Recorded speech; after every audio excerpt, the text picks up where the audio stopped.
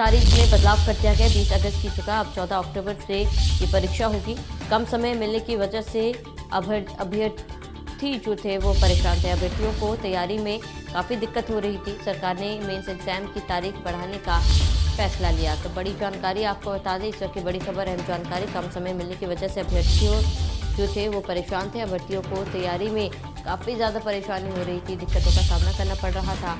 ऐसे में सरकार ने मेंस एग्जाम की तारीख बढ़ाने का फैसला लिया है और ये एक बड़ी राहत जो है वो छात्रों को मिली है। तो बड़ी जानकारी आपको बता दें, उत्तराखंड पीसीएस मुख्य परीक्षा की तारीख में बदलाव कर दिया गया। 20 अगस्त की तारीख को बदलकर अब 14 अक्टूबर कर दिया गया है। तो बड़ी जानकारी आपको बता रहे हैं, जहां उत्तराखंड पीसीएस मुख्य परीक्षा की तारीख में बदलाव किया गया है और इससे अभ्यर्थी जो है वो काफ़ी ज़्यादा संतुष्ट है, क्योंकि पहले तैयारी के लिए बेहद ही कम समय मिल रहा था और ऐसे में परीक्षा की तारीख बदलने पर अभ्यर्थियों ने चैन की सांस ली है।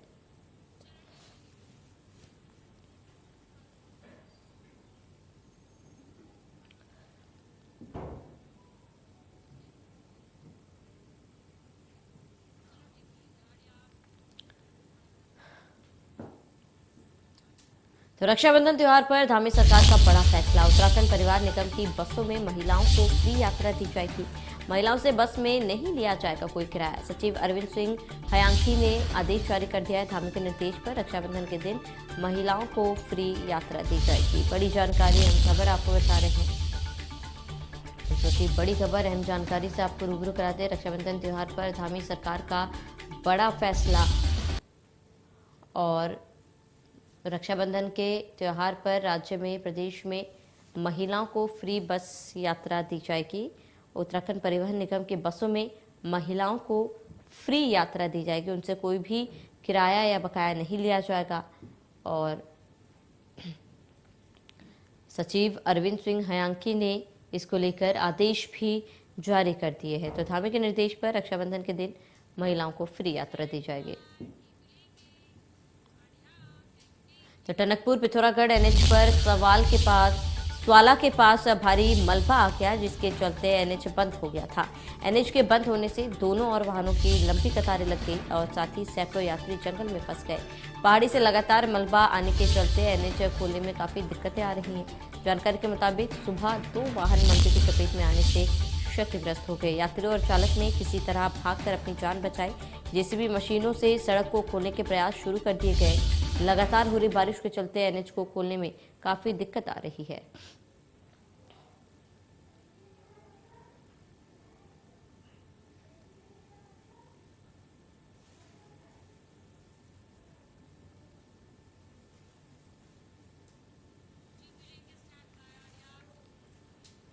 वहीं पिथौरागढ़ में मुंसियारी मिलम सड़क पर नहर देवी मल्ला जोहार के पास बीआरओ का सड़क निर्माण कार्य करते समय ऊपर से बोल्डर की चपेट में आने से जेसीबी चालक की मौके पर मौत हो गई। मृत व्यक्ति बीआरओ ने जेसीबी चालक का काम करता था। मृत व्यक्ति की उम्र लगभग 40 वर्ष बताई जा रही है। आपको बता दें कि जेसीबी चालक सड़क निर्माण कार्य करते समय ऊपर से पत्थर की चपेट में आ गया और मशीन सीधे नीचे गहरी खाई में जा गिरी और जेसीबी चालक भी मशीन के साथ नीचे गिर गया, जिसके बाद घटनास्थल पर ही उसकी मौत हो गई।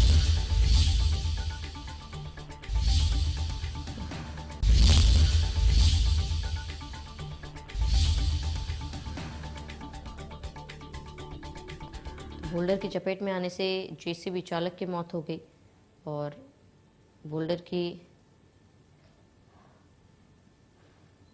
मशीन सीधे नीचे खाई में जा गिरी, जिसके बाद जेसीबी चालक की मौत हो गई।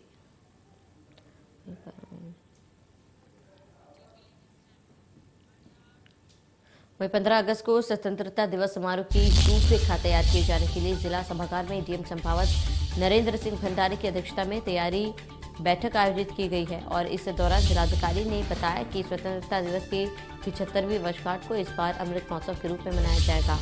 उन्होंने सभी कार्यालयाध्यक्षों को अपने अपने कार्यालयों में 9 बजे ध्वजारोहण करने के निर्देश दिए। क्रीड़ा विभाग को चंपावत, लोहाघाट, टनकपुर में विभिन्न आयु वर्गों की क्रॉस कंट्री दौड़ आयोजित करने के लिए भी निर्देश दिए गए।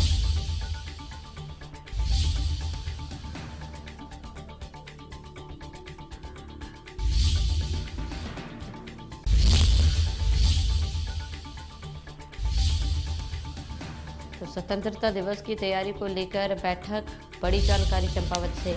डीएम ने अधिकारियों संग बैठक आयोजित की। अमृत महोत्सव के रूप में 75वीं वर्षगांठ मनाई जाएगी। 75वीं स्वतंत्रता दिवस मनाया जाएगा, जिसकी तैयारी को लेकर ये बैठक बुलाई गई थी।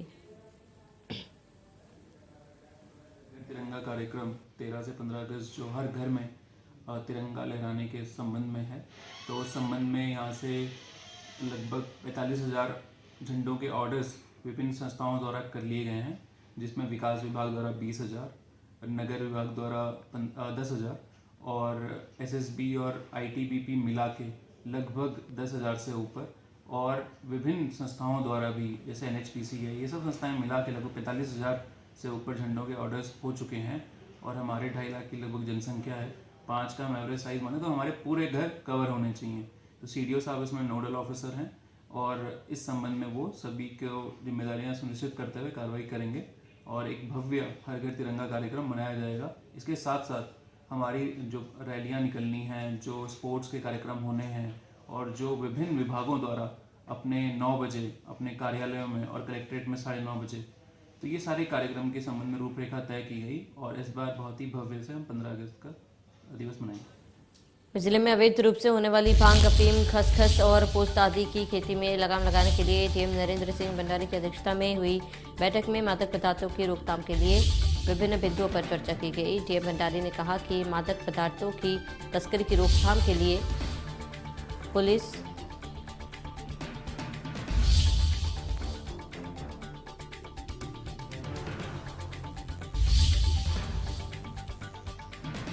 कई स्थानों को चिन्हित कर अवैध भांग की खेती को नष्ट करने के भी आदेश दिए गए हैं। बड़ी जानकारी आपको बता रहे हैं।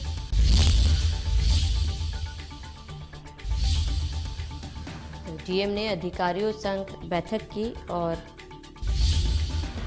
नशे की खेती में निर्देश दिए। यहाँ पे हमारे नारकोटिक्स के जो पदार्थ हैं उनके संबंध में ये निर्देश दिए गए हैं कि एक सर्वे 20 अगस्त तक कर लिया जाए, किस किस गांव में, इसमें राजस्व, पुलिस सब मिलके कि किस गांव में कितनी खेती हो रही है इन पदार्थों की।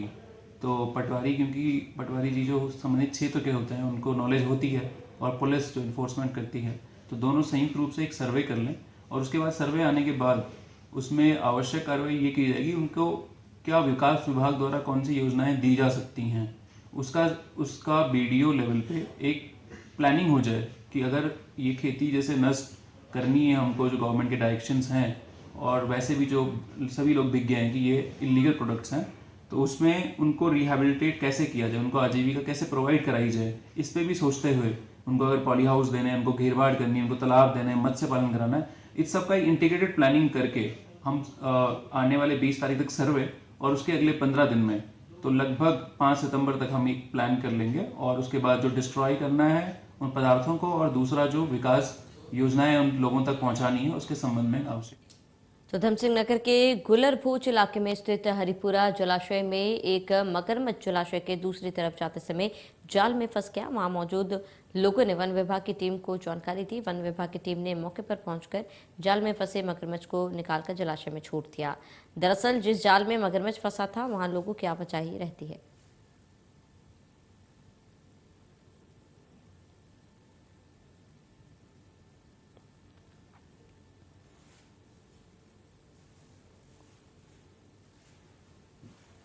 तो जाल में फंसा मगरमच्छ देख वहां मौजूद लोगों ने वन विभाग को सूचित किया, जिसके बाद मगरमच्छ को वहां से रेस्क्यू कर जलाशय में छोड़ा गया।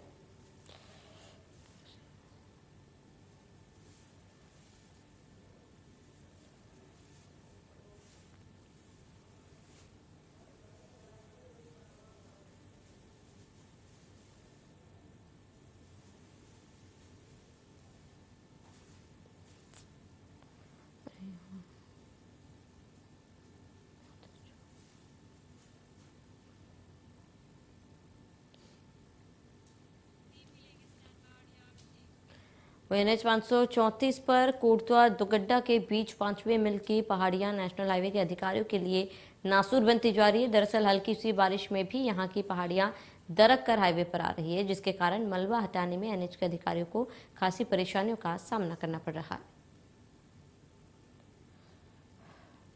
ये किलोमीटर 33 है, जहाँ पर मलबा बार बार आ रहा है। यहाँ पर दरअसल कुछ बोल्डर ऊपर फंसे हैं, उनको हटाने का प्रयास किया जा रहा है, नहीं तो रास्ता सामान्यतः खुला है। केवल 20 मिनट के लिए ट्रैफिक को रोका जा रहा है, जिससे किसी जनहानि को से बचा जाए। क्या नाम है? अरविंद जोशी, अपर सहायक अभियंता, राष्ट्रीय राजमार्ग धुमाकोट। मेरा नाम अर्जुन सिंह बिष्ट है। मैं रिटायरमेंट आदमी हूँ डाक विभाग से। और ये इस सड़क की हालत तो लगभग